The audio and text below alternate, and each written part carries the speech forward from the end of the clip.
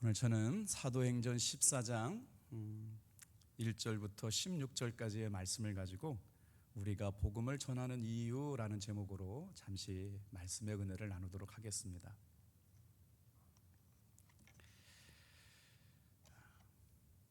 제가 처음 목회를 나갔던 때가 언제냐면요, 1996년 12월 19일.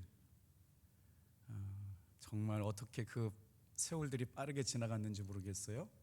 2023년이니까 26년째 목사의 삶을 살고 있거든요. 말씀을 준비하면서 갑자기 이런 생각이 들었어요. 대학원을 이제 시험을 합격해놓고 이제 목회가 이렇게 시작되게 될 때 아무것도 모르고 목회가 시작되었어요. 그래서 그때를 초년병 목회라고 그러는데, 지금 생각해 보니까 복음의 능력을 잘 모르고 목회했던 때와 복음의 능력을 알고 목회했던 저의 모습이 확연하게 달라졌다라고 하는 걸 깨닫게 되었거든요. 그리고 나서 목회자로 살아가는 삶이 얼마나 행복하고 아름다운가, 정말 인생의 승부를 걸어볼 만하다, 내 인생 최고의 값진 삶을 주님께 드려도 후회함이 없다라고 하는 간절한 믿음의 고백을 가지고 어떻게 하면 온전한 복음을 전해서 하나님을 기쁘시게 할까, 영혼을 구원할까 라는 마음이 충만했던 것 같아요. 그리고 나서 제 마음속에 임한 확신이 있었는데, 그게 바로 뭐냐면 예수님의 이름에 능력이 있다, 예수님의 이름에 권세가 있다는 거예요. 여러분, 우리가 신앙생활 그냥 다 똑같이 하는 것 같지만 제 경험으로 돌아와 봤을 때 신앙생활 하는 가운데도 예수님의 이름의 능력, 예수님의 이름의 권세가 믿어져야 진정한 신앙생활이 시작될 줄로 믿습니다. 근데 그 전에도 저는 구원의 확신이 있었고요, 정말 주님을 기쁘시게 하고 싶어서 제 삶을 드리겠다고, 생명을 드리겠다고 주님께 약속했거든요. 그런데 이게 뭔가 좀 채워지지 않는 2% 부족한 종이었어요. 그런데 전도를 하고 신방을 하고 전도사에서 목사가 되면서도 수많은 삶의 아픔과 눈물을 가지고 기도하러 올라오시는 성도들을 만나면서 기도를 해드려야 돼요. 그 기도는 사느냐 죽느냐의 기도였어요. 목회는 항상 그렇거든요. 그러니 말할 수 없는 기도의 제목들이 많죠. 그런데 저는 그걸 해결할 능력이 없어요. 그런데 신기하게도 제가 능력이 있는 게 아니라 예수님의 이름에 능력이 있는 그 모습을 믿음으로 선포할 때 어떤 사람은 귀신이 떠나가고, 어떤 사람은 암이 낫기도 하고, 어떤 사람은 귀신이 이런 일들을 경험하게 되면서 그 예수님의 이름의 능력이라고 하는 건 그냥 우리가 알고 있는 추상적인 이름이 아니구나. 여기서부터 제 목회가 달라지기 시작합니다. 그리고 나서 복음을 전하고 예수를 믿게 되는 사람들이 생겨나기 시작하고, 정말 1대1로 5분 10분씩 앉아서 하나님의 선물이라고 하는 전도지를 그냥 읽어만 줘도 눈물로 펑펑 울면서 예수님을 영접하는 사람들을 만나게 되면서 교회 4명 모이는 교회가 1년 만에 16명, 30명 아름답게 부흥하고 성장하는 일들을 보게 되었어요. 그리고 나서 그때 경험했던 그 은혜는 오늘 제가 목사로 살아가고 있는 삶에 굉장한 큰 경험과 은혜가 아닐 수가 없어요. 이걸 오늘 성경 말씀에 붙들어 봤더니 복음의 능력을 알았다, 이렇게 표현합니다. 여러분, 정말 세상이 너무나도 혼란하고 불안하고 우리가 하루도 믿음을 가지고 신앙을 지켜나가기가 쉽지 않잖아요. 그래서 오늘 말씀을 묵상하면서 다 같이 한번 고백해 볼까요?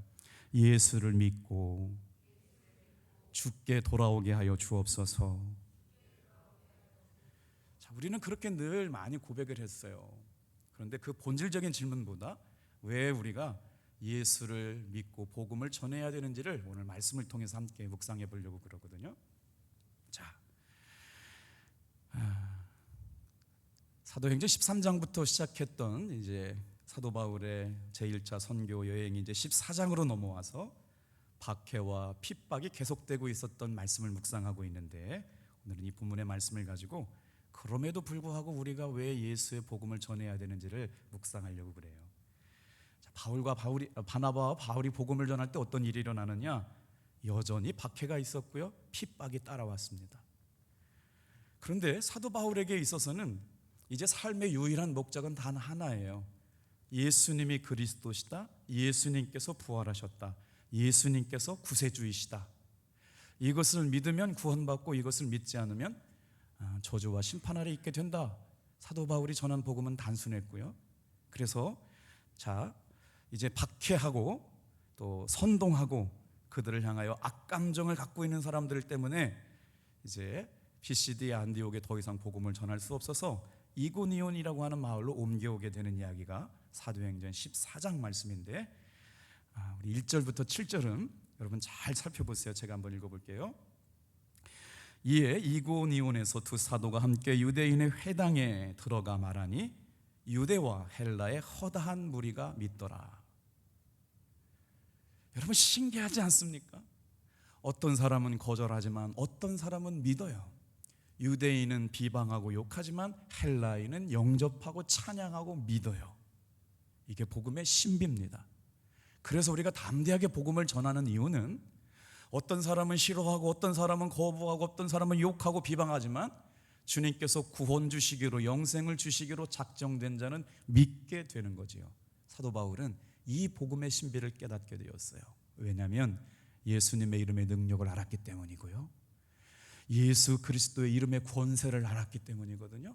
그리고 나니까 성경 말씀이 그냥 유다와 헬라의 허다한 무리가 믿었다라고 하는 말씀이 그냥 읽혀지지가 않은 거예요. 그런데 어떤 사람들은 보세요, 2절에 그러나 순종하지 아니하는 유대인들은 이방인들의 마음을 선동하여 형제들에게 악감을 품게 하거늘. 성령의 역사하셔가지고 이방인 가운데는 예수의 복음을 믿고 예수님의 이름의 권세를 믿는 사람들이 생겨났거든요. 그런데 그 모습이 너무나도 싫은 사람들이 있었어요. 순종하지 아니하는 유대인들이. 그래서 그만 되면 힘들어할 법도 한데 바울과 바나바는 3절에 보니까 두 사도가 오래 있어 주를 힘입어 담대히 말하니 주께서 그들의 손으로 표적과 기사를 행하게 하여 주사 자기 은혜의 말씀을 증언하시니. 여러분, 우리가 신앙생활할 때 흔들릴 때가 있어요. 뭔가 좀 잘못된 것 같아요. 어떨 날은 뭐 말하기도 어렵지만 기쁨이 싹 사라져 버렸어요. 교회 가고 싶지도 않고 사람 만나고도 싶지도 않고 신앙생활 내가 왜 해야 되나라고 하는 그런 물음들까지도 막 생겨요. 열심히 하던 사람이에요. 그럴 때마다 여러분 오늘 말씀을 꼭 기억하셔야 돼요. 다 같이 한번 따라합시다. 그들의 손으로 표적과 기사를 행하게 하여 주사, 따라해 볼까요? 자기의 은혜의 말씀을 전하게 하셨다. 그랬더니 어떤 역사가 일어나요? 시내 무리들이 두 패로 갈라져요. 유대인들이 옳다고 따라가는 사람들이 있는가 하면 바울과 바나바가 전한 복음을 믿고 따라오는 사람들이 생겨나기 시작했다는 거죠. 그런데 반대하는 사람들, 얼마나 대단한 사람들이냐면 나중에 나오겠지만 사도 바울을 죽이려고요 아주 작정하고 달려드는 사람들이 있어요. 오늘도 보면 유대인들이 사도 바울을 모욕하고 돌로 때려 죽이는 일들을 경험하게 되게 됐죠. 그래서 성령께서 알게 하심으로 말미암아 루가오니아의 성 루스드라와 더베 지방으로 옮겨가서 거기서도 복음을 전했다. 자, 말씀을 읽으면서 행간에 우리의 마음을 따뜻하게 하는 게 뭐예요? 거기서도 복음을 전했다. 복음을 전하면 박해를 받아요. 핍박을 받아요. 돌로 때려 죽이려는 사람들이 등장을 해요. 그러니 얼마나 어려워요. 복음을 전하면 기뻐야 되는데 박해와 핍박과 악감정을 가진 사람들이 늘어나고 세상이 얼마나 미웠으면 복음 전하는 사람을 돌로 때려 죽이려고까지 해가지고 다른 곳으로 갈 수밖에 없었던 바울과 바나바의 심정을 이해하면서 말씀을 들었으면 좋겠어요. 그런데 여러분, 힘이 나는 이유가 뭔 줄 아세요? 가는 곳마다 복음의 역사가 일어나는 줄로 믿습니다. 이게 우리 성도들의 힘이에요. 누구는 거절하고 누구는 핍박하고 박해하고 때려 죽이려고 하는 일도 생기지만, 그런데 하나님께서 예비하신 곳, 두 사람이 발길이 닿는 곳마다 하나님께서 복음의 역사가 일어나게 하신 놀라운 일들, 이 사람들을 우리는 뭐라고 얘기하느냐, 이렇게 표현합니다. 따라해 볼까요? 복음의 능력을 소유한 사람들. 그 온전한 신앙생활, 주님이 기뻐하는 진짜 그리스도인의 삶의 모습, 평생을 신앙생활하면서 우리가 노력해야 되고 애써야 될 본질적인 신앙의 모습이 뭐냐? 온전한 복음의 사람, 복음의 능력을 알고 예수님의 이름의 권세, 예수님의 이름의 능력이 실제가 되는 신앙생활을 하는 것, 이게 경험되어지면요 신앙생활의 차원이 달라집니다. 제가 경험했던, 아무것도 모르고 목회를 시작했는데 예수님의 이름으로 기도하니까 귀신이 떠나가고 중풍병이 고쳐지는 경험을 통해서 예수님의 이름의 능력이 내가 알고 있는 것보다 더 위대한 이름이구나. 여러분, 그래서 오늘 이 말씀을 듣는 여러분과 제 마음속에 다시 한번 우리가 사도행전 말씀을 통하여 예수님의 이름의 능력과 예수님의 이름의 권세가 저와 여러분의 삶에 적용되어지기를 주님의 이름으로 축복합니다. 그러니까 목회가 재밌어졌어요. 기대가 생겨나기 시작했어요. 신비한 일이 막 일어나기 시작했어요. 그리고 벌벌벌벌 떨면서 여러분도 한번 해보세요. 올해가 다 가기 전에 좀 전도지 주문했거든요. 웨슬리 전도학교 전도지 주문했는데, 저도 전도를 못 해봤어요. 신학교 다닐 때 대학원 다니면서도 전도를 한다고는 해봤지만 제가 전한 복음을 듣고 눈물을 뚝뚝 흘리면서 저도 예수님 믿겠습니다, 영접 기도했던 경험이 없다 보니까 목회가 두려웠거든요.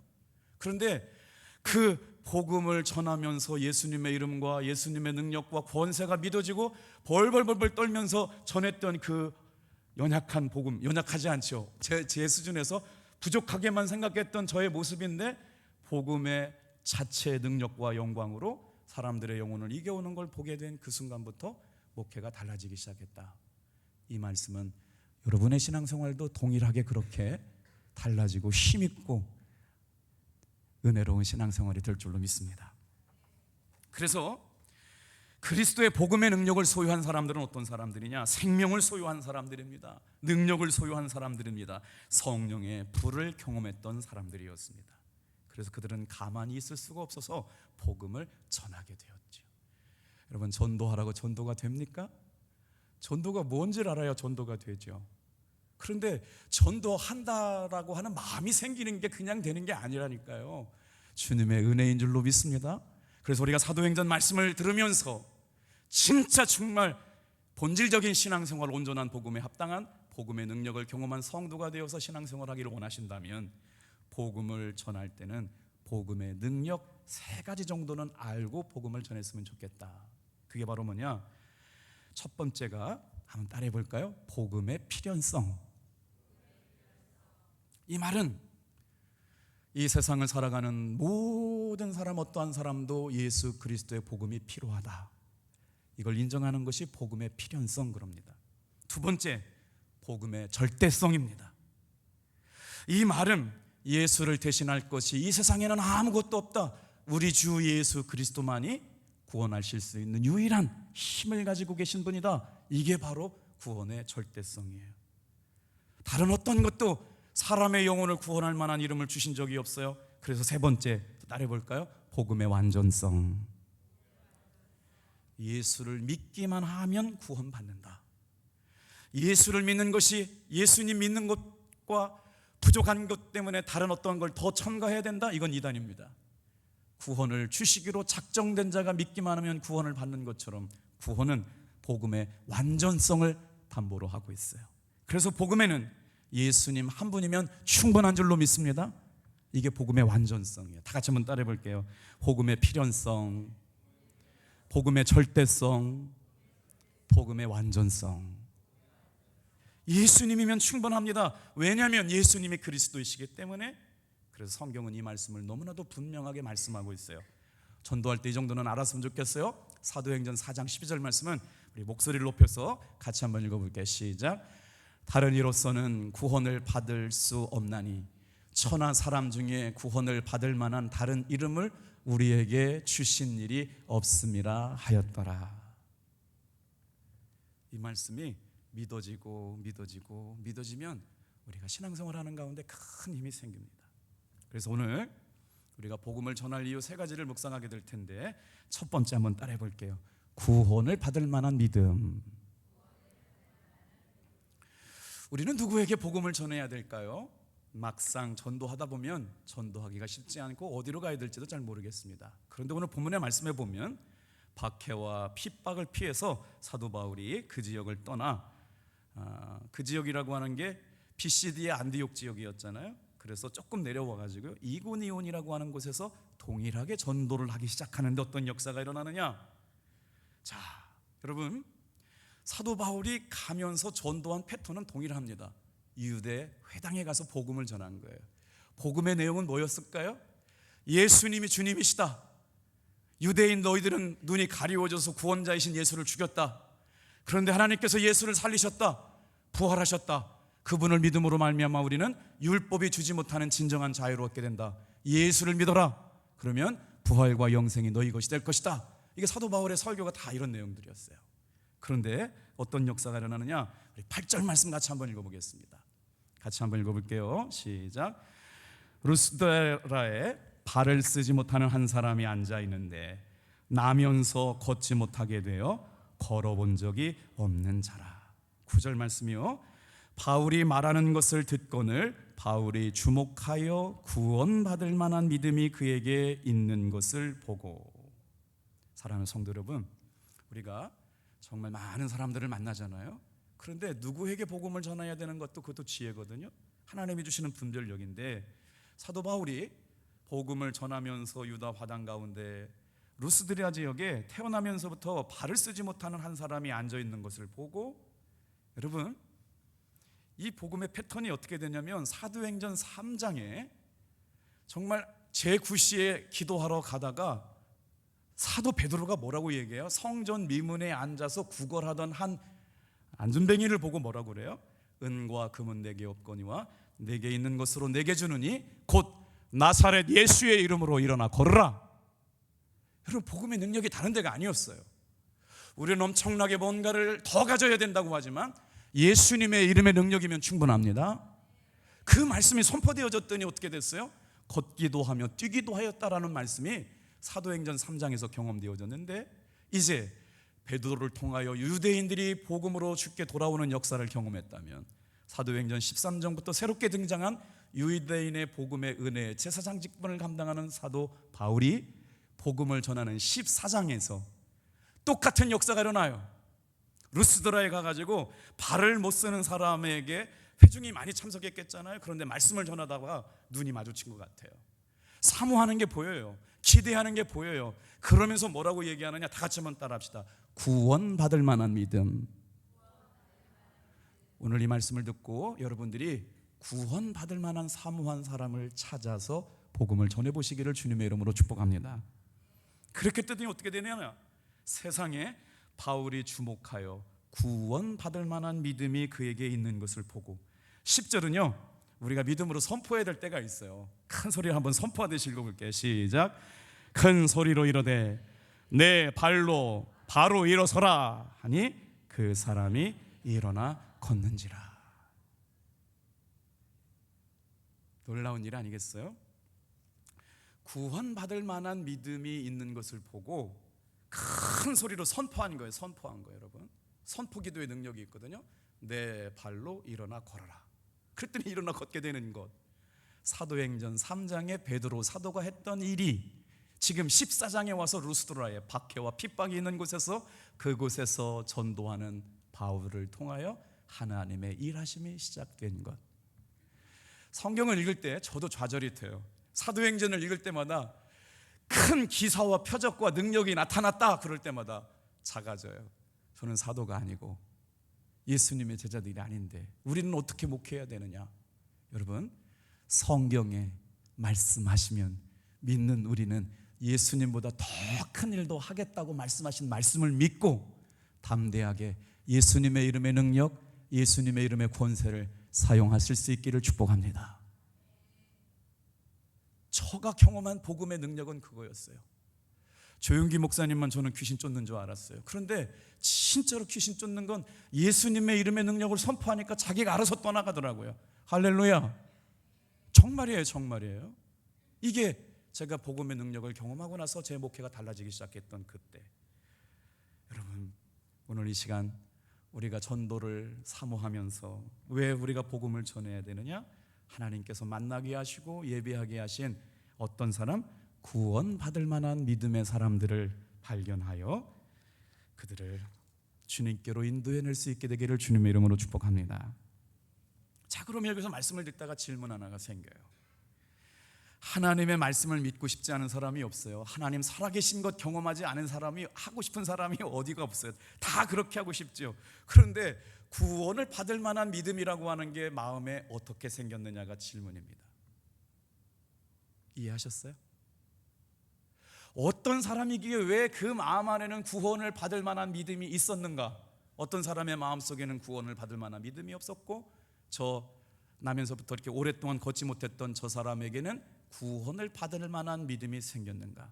여기 성경을 읽다 보면 그 비밀이 밝혀지거든요. 그 사람에게 언제 구원을 받을 만한 믿음이 생겼느냐가 굉장히 중요합니다. 다 같이 한번 따라해 볼까요? 사도 바울이 전하는 말씀을 들었을 때, 여러분, 새벽 기도를 깨운다는 건 뭐예요? 하루의 시작을 주님과 하겠다고 말씀 듣고 묵상하고 기도하는 것, 이게 바로 하루의 시작이잖아요. 오늘 저녁에 오면서도 우리 권사님 기도 참 은혜롭게 해주셨어요. 근데 마음속에 늘 흔들리고 연약한 우리가 있잖아요. 그런데 오늘 이 저녁에 말씀을 듣고 찬양을 하다가 갑자기 또 믿음이 회복돼요. 할렐루야. 그런 일이 일어나요. 예배 시간에 나오면 기도하고 찬송 듣고 말씀 듣다 보면 염려하고 불안하고 두렵고 어떻게 해야 될까 알지 못하게 되는데 말이에요. 그런데 오늘 말씀에 저도 말씀을 준비하면서 힘이 생겼단 말이에요. 구원을 받을 만한 믿음이 언제부터 따로 준비된 게 아니라 말씀을 듣던 그 자리에서 사도 바울의 말씀을 들을 때 구원받을 만한 믿음이 생겨났다. 그러니 여러분, 말씀 듣는 것을 귀하게 여기시길 바랍니다. 그래서 성경은 항상 그랬어요. 어떤 사람은 설교가 지루하다, 어떤 설교는 설교가 길다, 어떤 설교는 설교가 목사님 은혜가 안 된다. 두 가지 반응이 항상 존재합니다. 그런데 설교자는 부인할 수 없는 은혜가 있습니다. 그럼에도 불구하고 구원 받기로, 영생 주시기로 작정된 자는 믿더라. 이게 전도자에게 주시는 위로 아닐까요? 그래서 우리의 마음이 설교를 받을 때 하나님께서 우리 마음을 열어주시길 기대해야 되는데, 제가 어제 야고보서 4장 4절 말씀을 묵상했거든요. 갑자기 이런 생각이 막 머릿속에서 설교가 막 돌아갔어요. 뭐냐면, 하나님이 살아계신 것을 증명해 준다면 내가 하나님을 믿겠다. 제가 어렸을 때부터 별명이 하나 있었는데 새끼 목사였어요. 별로 좋아하지 않으시는군요. 제가 초등학교 때부터 별명이 새끼 목사였어요. 왜 그랬는지 모르겠지만 친구들이 저한테 별명을 줘줬는데, 그러니까 이제 뭐 중고등학교 학교 다닐 때마다 네가 믿는 하나님을 보여다오 그러면서 요구한 게 뭐냐면, 하나님이 진짜 내 손에 사과를 하나 주신다면 난 믿겠다, 뭐 이런 거잖아요. 그때는 제가 잘 대답을 못 해줬는데 야고보서 4장 4절 말씀을 알았다면 더 쉽게 얘기했을 것 같아요.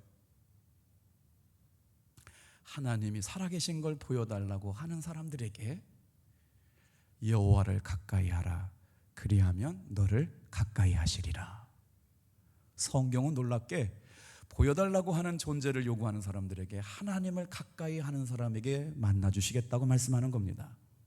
오늘 여러분, 그래서 자신의 처지를 비관하고 살던 이 사람의 유일한 삶의 소망은 뭘까요?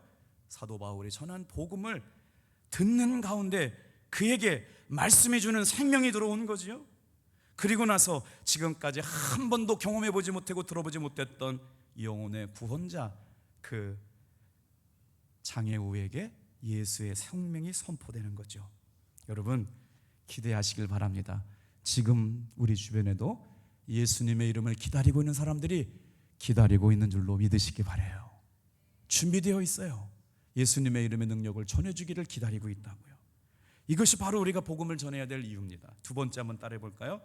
믿음은 들음에서 나며. 그래서 우리가 한 영혼을 구원할 때마다 그들의 이름을 불러가면서 기도해야 될 이유가 있습니다. 로마서 16장 16절 17절 말씀이거든요.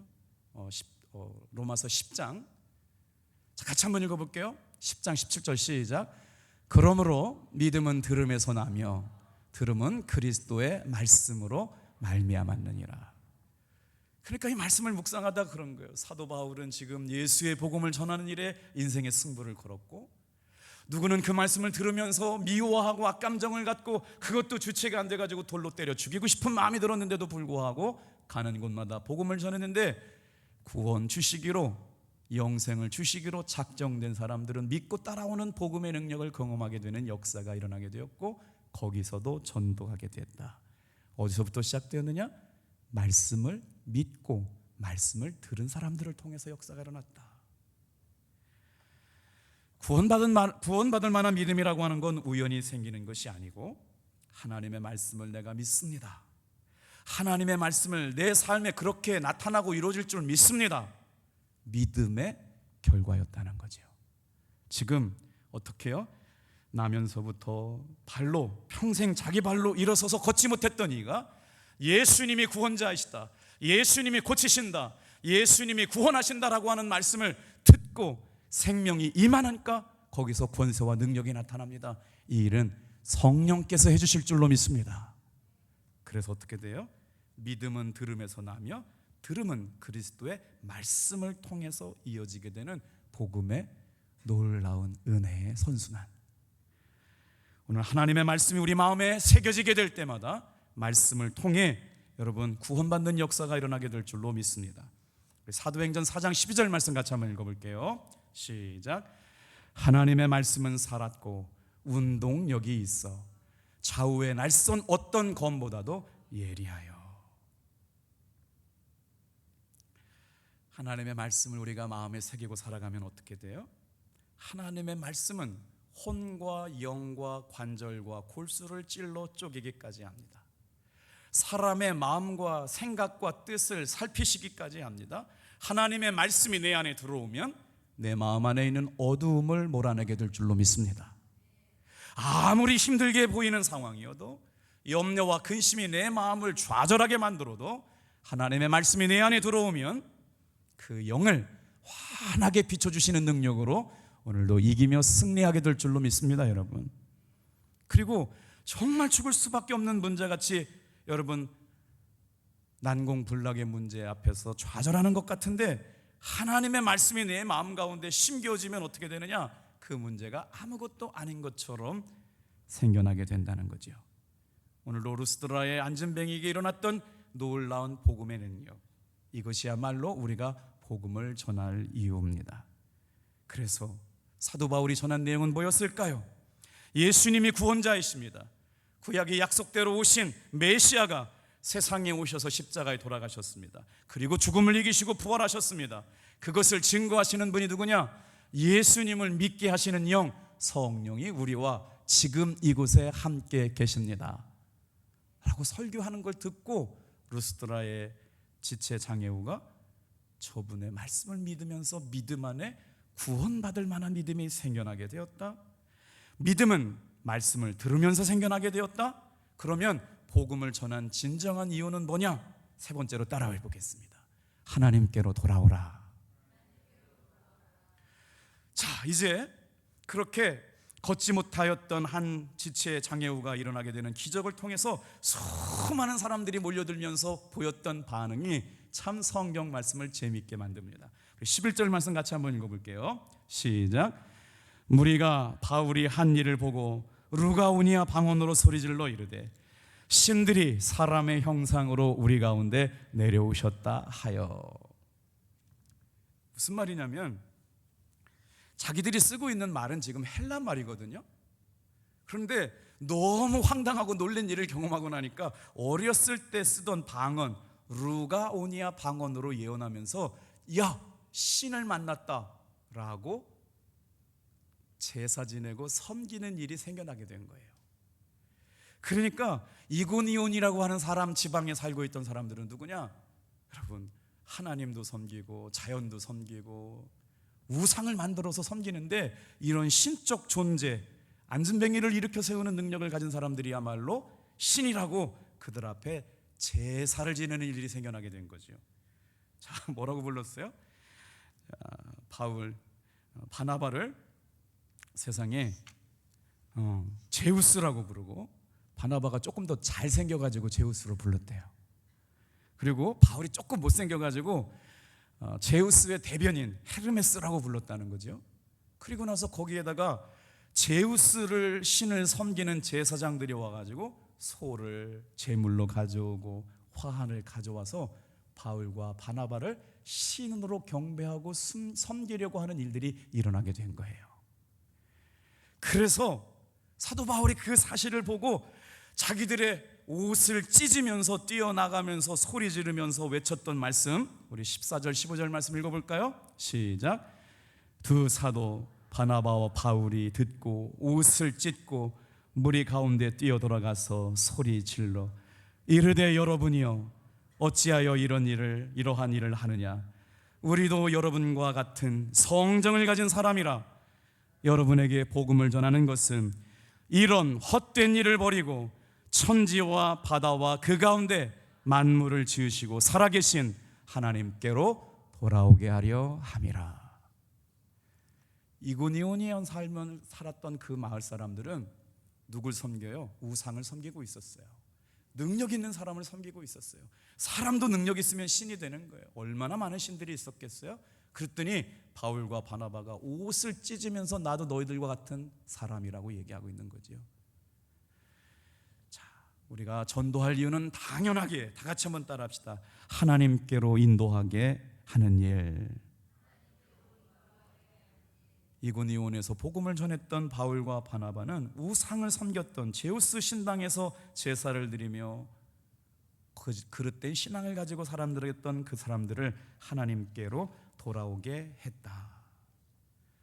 사랑하는 성도 여러분, 오늘 이 말씀이 오늘 살아가는 우리들에게도 동일하게, 자, 여기 말씀에 한 가지 정리를 하고 내려갔으면 좋겠어요. 하나님은 지금 15절 말씀이 굉장히 중요한 말씀인데, 예수님이 계시기 이전에 하나님을 알 수 있는 걸 보여주셨어요.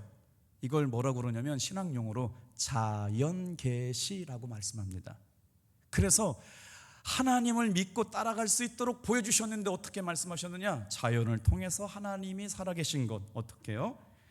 자, 놀랍게도 17절 말씀에네요, 자기를 증언하신 것이 아니라 여러분에게 비를 내려주시고 열매를 맺게 하여 주시고 선한 일을 하게 하시고 기쁨으로 삶에 만족을 하게 하신 것, 이것이 자연을 통하여 하나님이 우리에게 보여주셨던 자연 계시예요. 그런데 하나님께서 어떻게 또 말씀하시느냐? 특별한 계시로 말씀하실 때가 있어요. 그게 바로 뭐냐면요, 특별 계시는 특별한 계시가 아니라 성경 말씀이 특별 계시인 줄로 믿습니다. 예수 그리스도가 특별 계신 거예요. 그래서 우리는 하나님을 경험할 수 있도록 자연을 통해 자연 계시를 부어주셨고, 하나님의 말씀, 기록되고 선포된 말씀을 통하여 예수 그리스도의 특별 계시를 통하여 하나님의 살아계심을 깨닫게 했다. 오늘 여러분, 정말 우리의 삶에 복음이 전해지는 곳마다 여러분 구원받을 만한 믿음이 있는 사람을 주님 앞에 달라고 기도하고, 우리가 전한 복음이 그들이 믿어 구원에 이를 수 있도록 여러분 마음을 바꾸어 달라고 계속해서 기도하고, 이 일을 통해서 복음을 전한 사람들이 주께로 돌아오고 온전히 예배해야 할 하나님께만 영과 진리로 예배할 수 있는 그런 일들, 하나님께로 돌아오는 일들이 일어나기를 주님의 이름으로 축복합니다. 기도하겠습니다.